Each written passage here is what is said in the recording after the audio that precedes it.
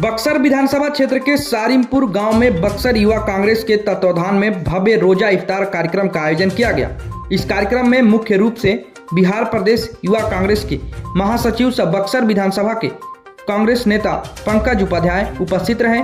इफ्तार कार्यक्रम की अध्यक्षता युवा कांग्रेस नेता सह वार्ड पार्षद प्रतिनिधि मोहम्मद बाबर अली ने की, जबकि युवा कांग्रेस के कार्यकारी अध्यक्ष लक्ष्मण उपाध्याय ने आए हुए सभी रोजेदारों का गर्मजोशी से स्वागत किया।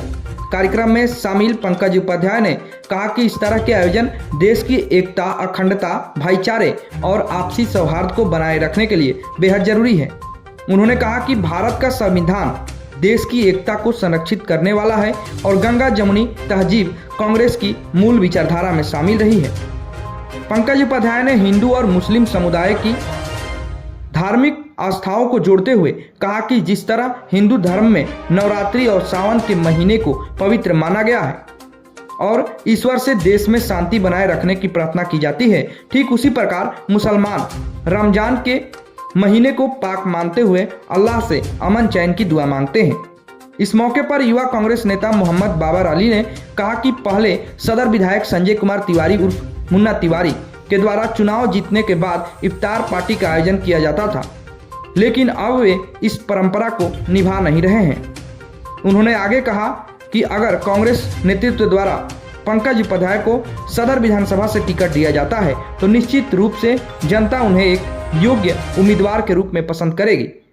पार्टी के माध्यम से हम पूरे बक्सर की जनता से इस देश के संविधान में विश्वास रखते हुए संविधान में एकता, अखंडता और आपसी सद्भाव की बात को ही एक संदेश के माध्यम से देना चाहते हैं कि पूरे बक्सर के लोग आपस में एकता, अखंडता और आपसी सौहार्द और प्रेम मोहब्बत से रहें। बस यही संदेश। इतना बड़ा आयोजन कराने के पीछे क्या उद्देश्य है आपका? ये आयोजन कांग्रेस पार्टी की पुरानी विचारधारा है। कांग्रेस पार्टी गंगा जमुनी तहजीब की परंपरा को बरकरार पहले भी रखती आई थी, आगे भी रखती आएगी। पूर्व में भी हम लोग छोटे स्तर पे दावते इफ्तार का आयोजन करते थे, इस बार बड़े स्तर पे आयोजन किया गया है। क्योंकि पूरे देश में हिंदुओं को मुसलमानों के नाम पे, मुसलमानों को हिंदुओं के नाम पे एक डरा के सरकार चलाने की जो प्रथा भारतीय जनता पार्टी ले आई है, जिस प्रकार से आप लोगों ने देखा उत्तर प्रदेश में मस्जिदों को ढक दिया गया होली के दिन, एक भ्रम फैलाया गया कि हिंदू मुसलमानों में आपस में विवाद होगा, और होली बीतने के बाद जब देखा गया कि मुसलमान हिंदुओं पे फूलों की वर्षा करते हुए उनसे मिलजुल कर होली खेलते हुए देखे गए, तो अब ये एक संदेश देना जरूरी है कि हम उनके नाम पे, वो हमारे नाम पे न डरे। सब एक भारत में जैसे पूर्व से इस देश में एकता बनी आई थी, उसी तरह से एकता बनी रहे और हम लोग मिलजुल कर भारत के निर्माण में अपनी अपनी भूमिका निभाते हैं। आप संदेश की बात करते हैं और आप कहीं पार्टी के विधायक हैं यहाँ पे। जब पहली बार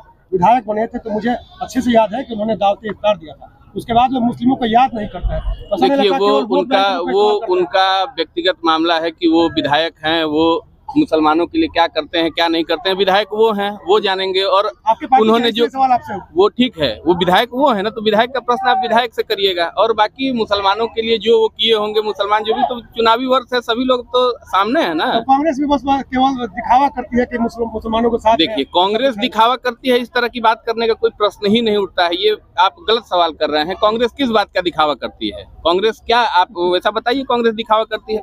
कांग्रेस की विचारधारा है इस देश में एकता, सद्भाव बना रहे, आपस में भाईचारे से सभी लोग रहें। उसी विचारधारा से हम लोग भी प्रभावित हैं और हम लोग इस एक सामाजिक आयोजन इसीलिए किए हैं कि आपसी सद्भाव बना रहे। विधानसभा चुनाव आने वाला है और धर्म के नाम पर वोट बैंक की राजनीति होगी, इसके लिए धर्म के नाम पे राजनीति करना तो भारतीय जनता पार्टी का काम है ना। धर्म के नाम पे राजनीति कांग्रेस ने पहले कभी की है ना आगे करेगी। ये भारतीय जनता पार्टी का काम है, वो लोग इसको करते आए हैं, वही लोग।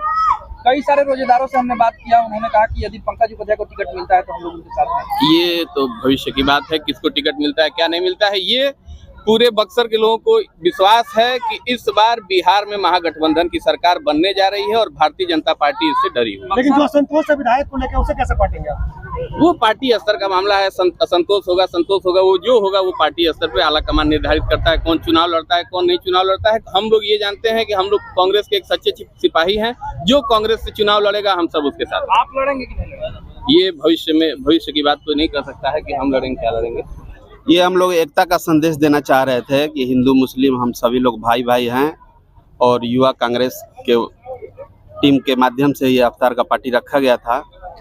मैं युवा कांग्रेस का नेता हूँ जी। इस तरह का ऐतिहासिक कार्यक्रम करने के पीछे क्या उद्देश्य है?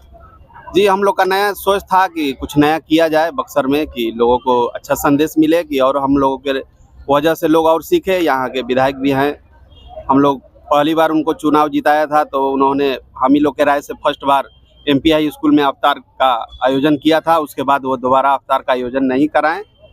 लिट्टी चोखा का प्रोग्राम एनी टाइम कराते हैं हर साल वो। क्या लग रहा है कि आप लोग वोट बैंक बन करके रह गए विधायक के लिए? जी, बिल्कुल वोट बैंक हम लोग को वो समझते आगामी हैं। विधानसभा चुनाव में क्या लगता है कि जिस तरह से आप लोगों की उपेक्षा हुई है, क्या वैसे उनकी भी उपेक्षा की करेंगे आप लोग? नहीं, मुश्किल है। उनको ये नहीं कर पाएंगे? नहीं, मुश्किल है। चुनाव जितना मुश्किल है विधायक जी का? जी, तो मतलब अभी क्या मूड बना रहे हैं आप लोग? देखा जाए किसको टिकट मिलता है। टिकट मिलने के बावजूद फैसला लिया जाएगा क्या करना है। अभी इफ्तार पार्टी में युवा कांग्रेस के नेता है पंकज उपाध्याय जी काफी सक्रिय दिख रहे हैं। जी, तो हम लोग तो इनके साथ ही हैं। अगर टिकट मिलता है तो इनको विजयी बनाएंगे हम लोग मिलकर।